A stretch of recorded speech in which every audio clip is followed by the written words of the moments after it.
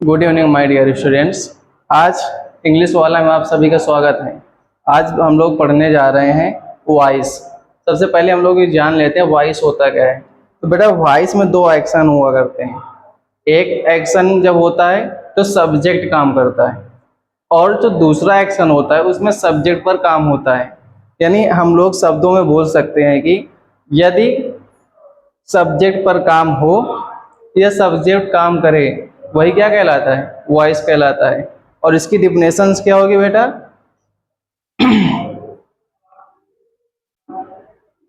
Either subject does something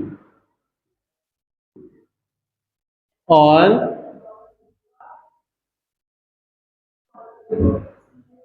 something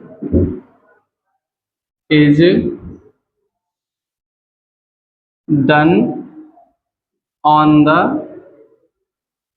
subject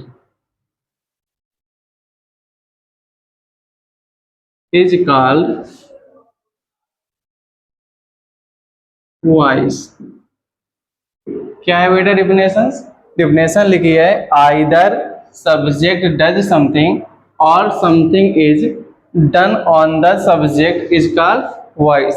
या तो subject कुछ काम करेगा या तो सब्जेक्ट पर कुछ काम होगा, क्या कहलाता है बेटा? वॉइस कहलाता है। एग्जाम्पल जैसे लिखा है Ram killed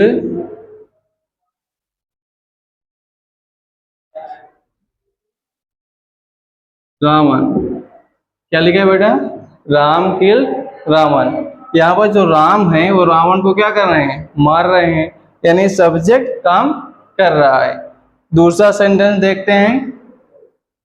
Ravan was killed bye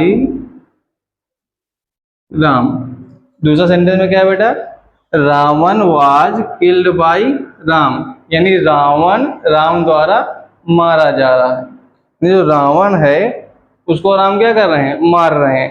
पहले में राम मार रहे हैं और दूसरे में भी राम मार रहे हैं, लेकिन पहले में जो राम है वो काम कर रहे हैं, यानी सब्जेक्ट काम कर रहा है। लेकिन दूसरा सेंटेंस जो बेटा दिया गया है उसमें सब्जेक्ट पर काम हो रहा है, यानी रावण मारा जा रहा है। तो यही एक्शन कि एक एक्शन में सब्जेक्ट काम करे और दूसरे में सब्जेक्ट पर काम हो, यही क्या कहलाता है? वॉइस कहलाता है। अब वॉइस के बेटा दो पार्ट होते हैं। वॉइस के क्या होते हैं? दो पार्ट होते हैं। कौन कौन से पार्ट होते हैं? एक होता है बेटा एक्टिव वॉइस, एक होता है active voice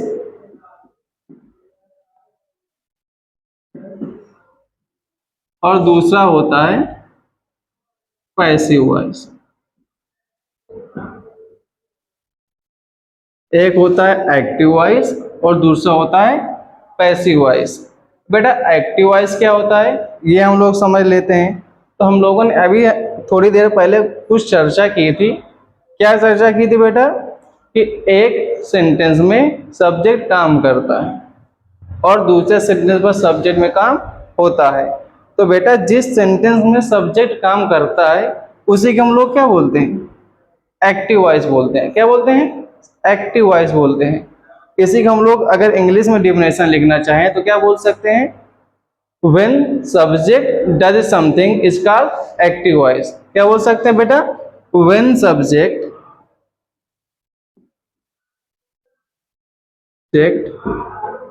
does something is called active voice। Active voice क्या है बेटा? When subject does something is called active voice।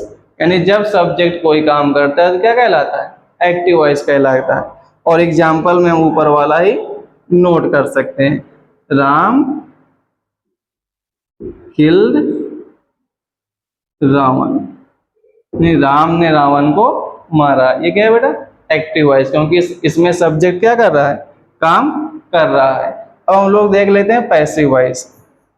अब पैसिव वॉइस क्या हो सकता है बेटा, अब तक तो आप सभी लोग समझ ही गए होंगे कि पैसिव वॉइस में क्या होगा, पैसिव वॉइस में सब्जेक्ट पर काम होगा, यानी जिस सेंटेंस में सब्जेक्ट पर काम किया जाए उस सेंटेंस क्या कहलाएगा, पैसिव वॉइस। और डिफिनेशन क्या क्रिएट हुई हमारी बेटा, when something is done on the subject, when something is done on the subject is called passive voice, passive voice। यानी जब सब्जेक्ट पर कोई काम होता है तो क्या कहलाएगा, पैसिव वॉइस कहलाएगा। एग्जाम्पल, एग्जाम्पल क्या है बेटा, Ravan was killed by Ram, ये सेंटेंस क्या है, पैसिव वॉइस है। तो अभी तक हम लोगों ने बेटा आइडेंटिफिकेशन समझी है कि वॉइस क्या होता है, पहले जान लिया, फिर उसके बाद जाना वॉइस के पार्ट क्या होते हैं, दो पार्ट होते हैं, एक्टिव वॉइस और पैसिव वॉइस। दोनों की डिफिनेशन हमने पढ़ ली और हम लोग दोनों को पहचानना भी सीख गए हैं।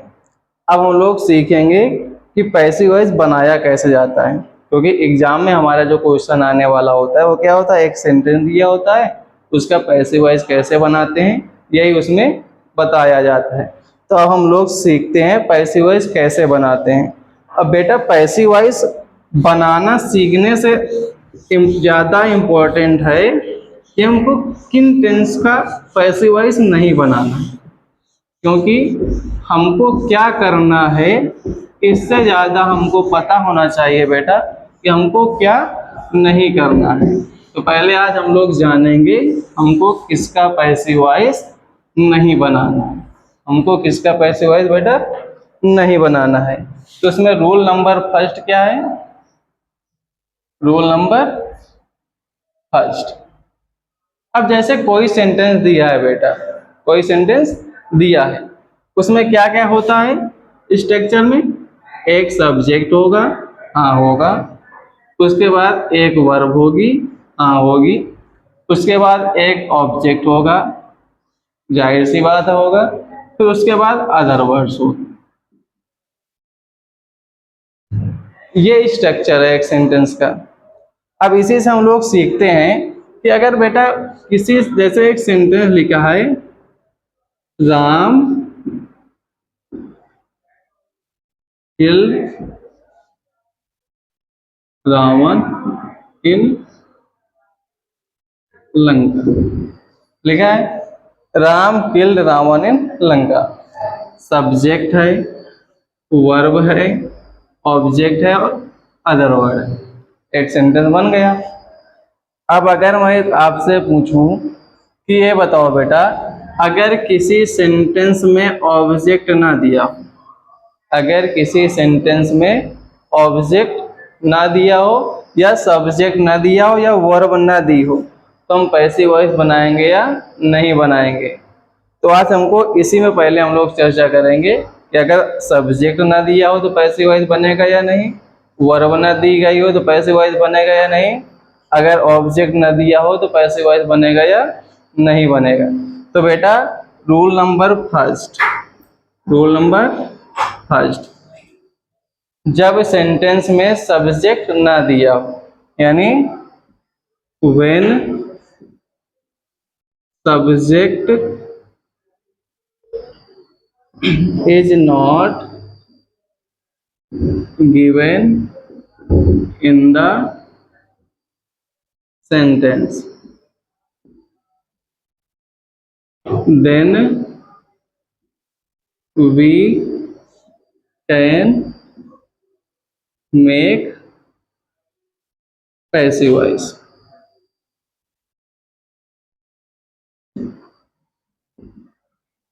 रूल नंबर फर्स्ट क्या है बेटा, कि जब सेंटेंस में सब्जेक्ट न दिया हो तो हम लोग पैसिव वॉइस बना सकते हैं। यानी अगर सेंटेंस में हमको सब्जेक्ट की ज़रूरत नहीं है, यानी सब्जेक्ट दे चाहे ना दे, पैसिव वॉइस बन सकता है। एग्जाम्पल जैसे open the book, open the book. अब आप लोग इसमें देख सकते हो वर्ब है और ऑब्जेक्ट है, लेकिन कोई भी सब्जेक्ट नहीं है, लेकिन इसका पैसिव वॉइस क्या हो सकता है, बन सकता है। कैसे? Let the book be open. अब ये कैसे बना है, हम लोग जब धीरे धीरे आगे क्लासेस लेते रहेंगे तो पूरी चीज़ें हमको जब पढ़ाई जाएंगी तो हम लोग बनाना भी सीख लेंगे। अभी हम लोग केवल सीख रहे हैं किसका पैसिव वॉइस बनाना है, किसका पैसिव वॉइस नहीं बनाना है। तो अभी आप लोग ज़्यादा टेंशन नहीं लेंगे। अब बेटा क्वेश्चन नंबर सेकेंड क्या है कि अगर सब्जेक्ट नहीं दिया होता है तो हम लोग पैसिव वॉइस बना लेते हैं, लेकिन अगर मेन वर्ब ना दी हो बेटा, अगर मेन वर्ब ना दी हो बेटा, तो क्या हम लोग पैसिव वॉइस बना सकते हैं कि या नहीं बना सकते हैं? बताइए आप सभी लोग, अगर मेन वर्ब ना दी हो तो हम लोग पैसिव वॉइस बना सकते हैं या नहीं बना सकते हैं? जल्दी से सब लोग कमेंट कर दीजिए। तो रूल नंबर सेकेंड क्या है बेटा? when main verb is not given in the sentence, then we can't make passive voice. Passive यानी कहने का मतलब ये है बेटा, यदि सेंटेंस में मेन वर्ब नहीं है तो आप पैसिव वॉइस नहीं बना सकती हो। सेंटेंस में मेन वर्ब होना बहुत ज़रूरी है। तो जैसे मैंने कहा ही इज राम, क्या बोला बेटा? He is Ram. इसमें वर्ब तो है लेकिन मेन वर्ब नहीं है। मेन वर्ब का मतलब क्या होता है बेटा? ऐसी वर्ब जिससे एक्शन प्रकट हो। तो इसमें कोई एक्शन नहीं है, तो इसका रिप्लाई क्या आएगा? Can't make passive voice, can't make passive voice, यानी इस सेंटेंस का पैसिव वॉइस नहीं बनेगा। पहला हम लोगों ने पढ़ा कि अगर सब्जेक्ट न दिया हो तो पैसिव वॉइस बन जाएगा, लेकिन अगर वर्ब न दी हो तो पैसिव वॉइस नहीं बनता है। अब बेटा पॉइंट नंबर थर्ड क्या है कि अब अगर ऑब्जेक्ट न दिया हो तो पैसिव वॉइस बनेगा या नहीं? तो रिप्लाई क्या आता है कि अगर किसी सेंटेंस में ऑब्जेक्ट ना दिया हो तो पैसिव वॉइस नहीं बनता है। तो पैसिव वॉइस बेटा नहीं बनता है। लेकिन अभी आप लोग 10th 12th की क्लास में पढ़ रहे हैं, तो अभी आपका रूल यही पढ़ाया जाएगा कि जब ऑब्जेक्ट नहीं हुआ तो पैसिव वॉइस नहीं बनेगा। लेकिन जब आप लोग कॉम्पिटिटिव क्लासेस देते हैं तो वहाँ पर कुछ सेंटेंसेस होते हैं जिनमें ऑब्जेक्ट नहीं होगा, फिर भी पैसिव वॉइस बन जाएगा। When object is not given in the sentence, then we can't make passive voice।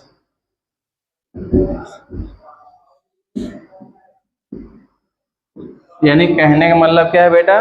यदि सेंटेंस में ऑब्जेक्ट ना दिया हो तो भी हम पैसिव वॉइस नहीं बना सकते हैं। लेकिन जैसा अभी मैंने बताया था कि कुछ सेंटेंस ऐसे होते हैं जिनका ऑब्जेक्ट भी ना हो फिर भी हम लोग पैसिव वॉइस बना सकते हैं। जब मैं एडवांस रूल्स पढ़ाऊंगा पैसिव वॉइस के, तब मैं वो सेंटेंस भी तुमको बताऊंगा। लेकिन अभी के लिए आप लोग केवल ये जानो कि अगर ऑब्जेक्ट नहीं होगा तो पैसिव वॉइस नहीं बनेगा। जैसे एक सेंटेंस मैं आपके सामने दिखा रहा हूँ जिससे हम लोग बचपन से गलतियां करते चले आए हैं, और वो सेंटेंस बेटा क्या है? आई गो टू स्कूल। ये सेंटेंस लिखा है आई गो टू स्कूल, मैं स्कूल जाता हूँ। बहुत सारे बच्चे इस सेंटेंस का पैसिव वॉइस बना देते हैं। कैसे? ये स्कूल को वो लोग मान लेते हैं कि ऑब्जेक्ट है। क्या है बेटा? ऑब्जेक्ट है, जो कि स्कूल ऑब्जेक्ट नहीं है। स्कूल क्या है? एडवर्ब ऑफ प्लेस है, ये कोई ऑब्जेक्ट नहीं है। इस सेंटेंस में ऑब्जेक्ट है ही नहीं, इस सेंटेंस में ऑब्जेक्ट है ही नहीं। और हमने रूल पढ़ा है, जिस सेंटेंस में ऑब्जेक्ट ना हो उस सेंटेंस का पैसिव वॉइस नहीं बनता है। तो इसका रिप्लाई क्या होगा? कांट में पैसिव वॉइस, पैसिव वॉइस। तो हम लोगों ने पहले 3 नियम पढ़ चुके हैं। पहला नियम बेटा क्या है? अगर सब्जेक्ट ना दिया हो तो पैसिव वॉइस बनता है, वर्ब ना दी हो तो पैसिव वॉइस नहीं बनता है, अगर ऑब्जेक्ट ना दिया हो तो भी पैसिव वॉइस नहीं बनता है। अब हम लोग बेटा पढ़ने जा रहे हैं कुछ टेंस ऐसे हैं जिनका पैसिव वॉइस नहीं बनाते हैं। कुछ टेंस ऐसे होते हैं जिनका हम लोग पैसिव वॉइस नहीं बनाते हैं। और वो टेंस कौन कौन से हैं बेटा? सभी लोग जल्दी जल्दी कमेंट कर दो। वो टेंस कौन कौन है? जल्दी जल्दी कमेंट करो बेटा, जिनका पैसिव वॉइस नहीं बनता है। उसके बाद हम लोग आगे बढ़ते हैं। तो लिखना स्टार्ट किया जाए जिस टेंस का पैसिव वॉइस नहीं बनता बेटा।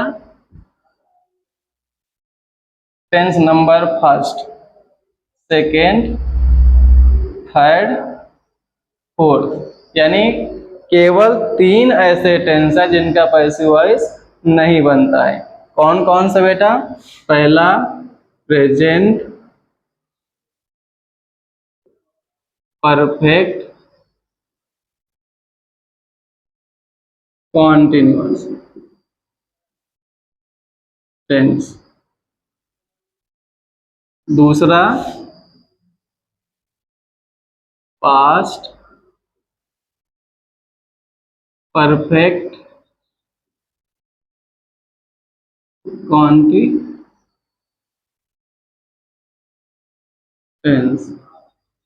तीसरा फ्यूचर कॉन्टिन्यूअस टेंस।